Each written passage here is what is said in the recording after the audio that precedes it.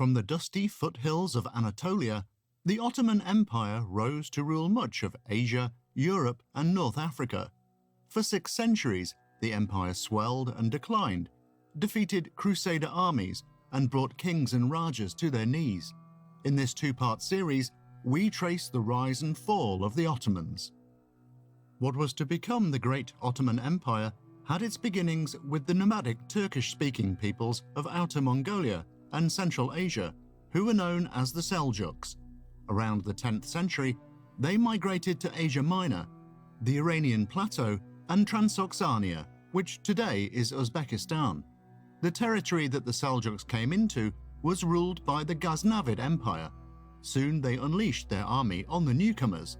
However, they underestimated the fierceness and unity of the Seljuks, who defeated the Ghaznavid army. This made them the rulers of the northeastern part of Iran. The ruler of the Seljuks was Tugral Beg ibn Mikhail, known simply as Tugral. He was born in 990 and ruled from 1037 to 1063. Tugral managed to capture the city of Rey, which today is Tehran, and turn it into the Seljuk capital. Upon his death, his nephew Alp Arslan became the new sultan.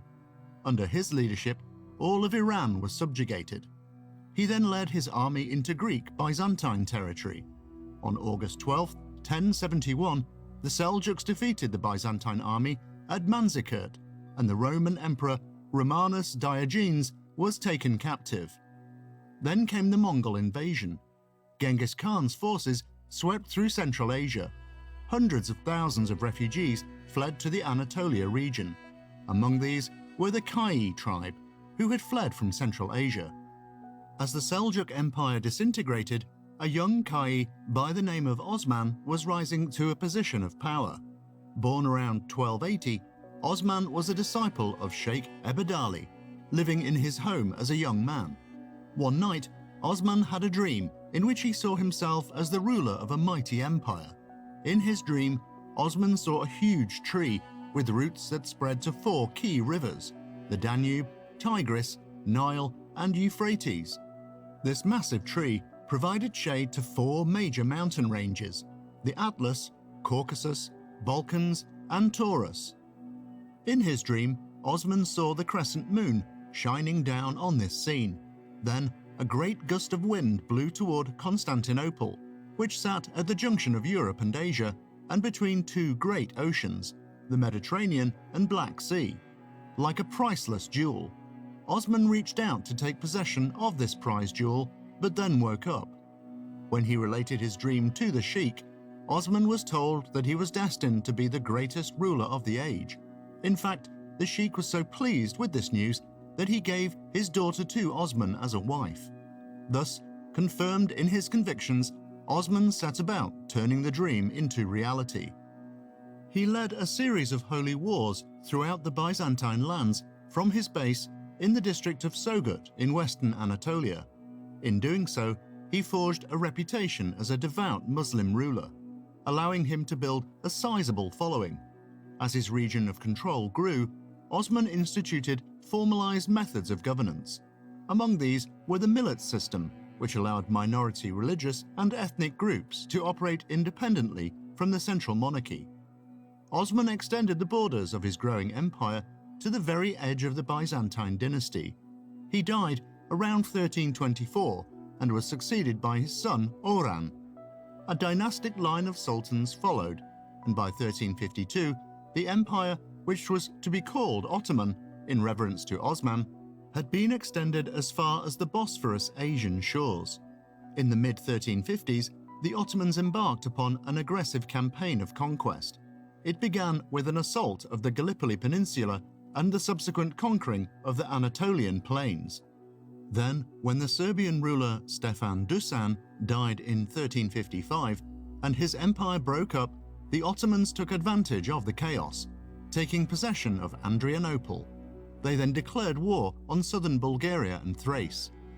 From Rome, the Pope declared a holy war against the Ottomans. A crusade was embarked upon to defeat the infidels.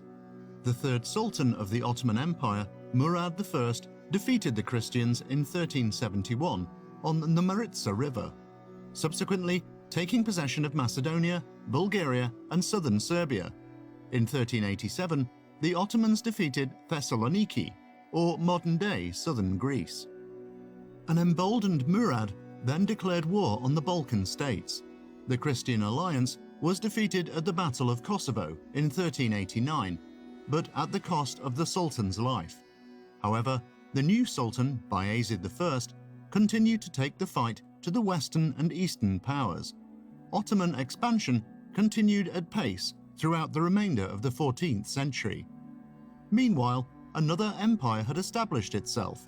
This was the Timurid Empire, under Timur the Conqueror, a Turco-Mongol who had created a rulership that spread from Central Asia to Iran and India. The inevitable showdown between the Ottoman and Timurid empires occurred in 1400, when Timur invaded Anatolia.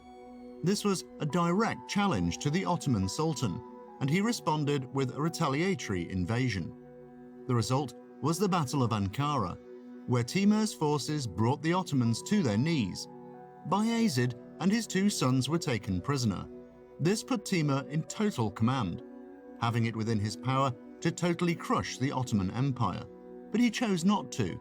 He only insisted on Ottoman obedience. Bayezid appears to have died in captivity, possibly by his own hand. His sons were given small domains in the Balkans and Anatolia. In doing this, Timur believed he would be pitting the two sons against each other in a civil war over the remnants of their father's empire. As it turned out, there were three contenders for the Ottoman Sultanate: Isa in Bursa, and Balıkesir Mehmed in Amasya, and Suleiman in Edirne, northwest Turkey. The most powerful of the three was Suleiman, who was able to marshal his father's Islamic forces. As well as warring against his brothers, he also used his diplomatic skills to make peace treaties with European powers. The Ottoman Civil War dragged on for 11 years. At the end of it, it was neither Suleiman nor any of his brothers who emerged as the new Sultan. That position was filled by Mehmed, the ruler of Amasya in northern Anatolia. Under Mehmed and his successor Murad II, the Timurid conquests were pushed back and internal rebellions were put down. By these means, the power of the Ottoman Empire was gradually reasserted. Mehmed signed peace treaties with Venice and Genoa. After rebuilding the Ottoman army, he then invaded Turkoman countries of western and southwestern Anatolia, bringing them into his empire. Mehmed died in 1421. His grandson, Murad II, inherited the sultanship at the age of 16. Murad was not like his predecessors. He was more a scholar and diplomat than a fighter. By cultivating an image as a uniter of the Muslim world against the West, he was able to gain the support of much of the Muslim world beyond the border of the Ottoman Empire. The Sultanate of India gave him their support as he proceeded to wage war on the non-Muslim world. In 1433 to 1434, the Ottomans squared off against the united Balkan forces of Vladislaus III of Varna, 1434 to 1444, King of Poland and Hungary. The Serbians, under the leadership of Durad, George Brankovic, and the overall leader of the anti-Ottoman Confederacy, John Hunyadi, the governor of Transylvania. This Grand Alliance suffered a devastating defeat at the Battle of Varna. This marked the end of the Christian efforts to hold back the Ottoman invasion of the Balkans. Following victory at Varna, Murad abdicated his throne in favor of his 12-year-old son, Mehmed II, later known as Mehmed the Conqueror.